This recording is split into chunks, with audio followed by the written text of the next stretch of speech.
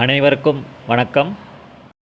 ரொம்ப நாளாக எதிர்பார்க்கப்பட்ட airport Kilambakkam bus stand metro extension அமைப்பதற்கான ஃபைனல் டிபிஆர் ரிப்போர்ட்டை வந்து இன்றைக்கி February 14, 2025 சென்னை மெட்ரோ நிர்வாகம் ஸ்டேட் கவர்மெண்ட் கையில் சப்மிட் பண்ணியிருக்காங்க.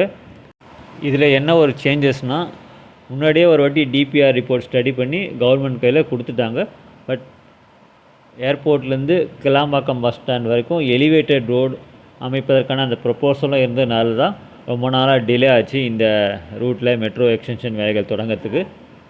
இப்போ என்ன பிளான் பண்ணியிருக்காங்கன்னா, இந்த டிபிஆர் ரிப்போர்ட் படி ஏர்போர்ட்லேருந்து கிளாம்பாக்கம் பஸ் ஸ்டாண்ட் வரைக்கும் இன்டகிரேட்டட் ஃப்ளைஓவர் கம் மெட்ரோ வைடக்ட் டைப்பில் தான் கன்ஸ்ட்ரக்ஷன் வந்து பண்ண போகிறதா வந்து சொல்லியிருக்காங்க.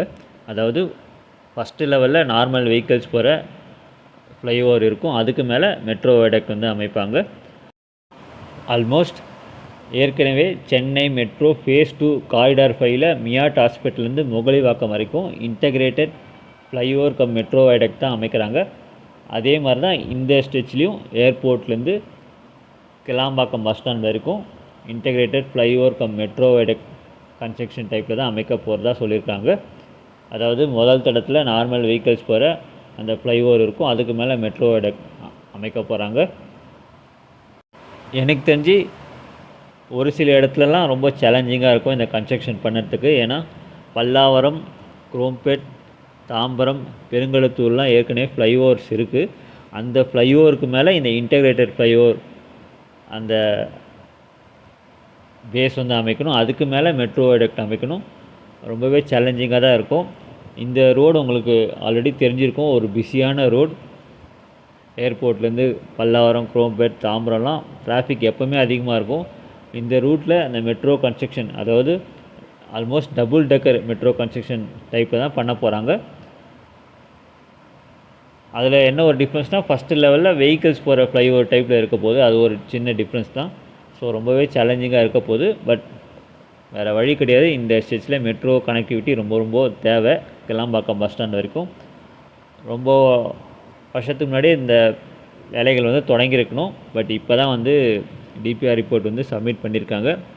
ஹோப் ஸ்டேட் கவர்மெண்ட் சைட்லேருந்து அப்ரூவல் சீக்கிரமாக கொடுத்துருவாங்கன்னு நினைக்கிறேன். அதே மாதிரி சென்ட்ரல் கவர்மெண்ட் சைட்லேருந்து இதுக்கான அப்ரூவல் கிடச்சிதுன்னா வேலைகள் உடனடியாக ஸ்டார்ட் பண்ணிடுவாங்க. இந்த ப்ராஜெக்டோட மொத்த நீளம் வந்து 15.46 கிலோமீட்டர். அதாவது ஏர்போர்ட்லேருந்து கிளாம்பாக்கம் பஸ் ஸ்டாண்ட் கிட்டத்தட்ட 13 எலிவேட்டர் ஸ்டேஷன்ஸ் வந்து அமைக்க போகிறாங்க. இந்த ப்ராஜெக்டோட மொத்த செலவு வந்து 9,335 கோடி வந்து செலவாகும்னு மதிப்பீடு செஞ்சுருக்காங்க. ஹோப் இந்த ப்ராஜெக்ட் வந்து கூடிய சீக்கிரத்தில் எவ்வளோ சீக்கிரம் ஸ்டார்ட் பண்ண முடியுமோ அவ்வளோ சீக்கிரம் தொடங்கினாங்கன்னா பொதுமக்களுக்கு ரொம்பவே பயனுள்ளதாக இருக்கும். ரொம்ப நாளாக இந்த மெட்ரோ எக்ஸ்டென்ஷன் வேலைகள் வந்து தொடங்கணும்னு எதிர்பார்த்துருந்தாங்க. ஹோப் அது கூடிய சீக்கிரம் நடக்கணும்னு எதிர்பார்க்குறேன். நன்றி, வணக்கம்.